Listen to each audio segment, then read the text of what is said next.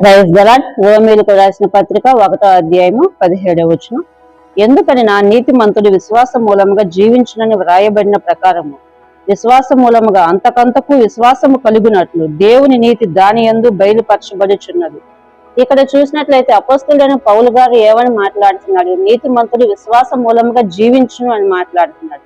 దేవుడు నిన్న నేడు నిరంతరం ఏకరీతిగా ఉన్నాడు. అలానే ఆ దేవుని నమ్ముకున్న వ్యక్తి నీతిమంతుడు విశ్వాస మూలంగా ఆ దేవుని మీద విశ్వాసం ఉంచితే చీకట్లైనా వెలుగులైనా ఎలాంటి పరిస్థితుల్లో అయినా కూడా ఒకే రీతిగా ఉంటాడు. అంటే దేవుని మీద ఆనుకుని ఉంటాడు. నీతిమంతుడు 7 సార్లు పడినా కూడా తిరిగి లేస్తాడు. 7 అనగా సంపూర్ణ సంఖ్య, అనగా నీతిమంతుడు పూర్తిగా పడిపోయినా కూడా తిరిగి లేస్తాడని ఇక్కడ మాట్లాడుతున్నాడు.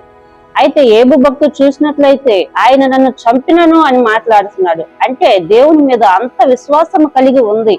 ఆయన చంపినా కూడా ఆయన్ని విడువనని మాట్లాడుతున్నాడు. అదే విధంగా చూసినట్లయితే షడ్రకు మేషకు అబేద్నెగో కూడా గొప్ప విశ్వాసం కలిగి ఉన్నారు.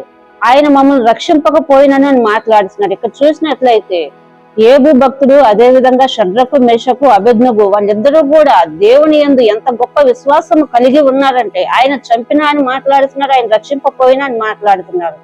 అయితే ఆ విధమైన విశ్వాసం కలిగి బలము కలిగి దేవునిలో గొప్ప విశ్వాస వీరులుగా ఉందురుగాక. ఆమెన్.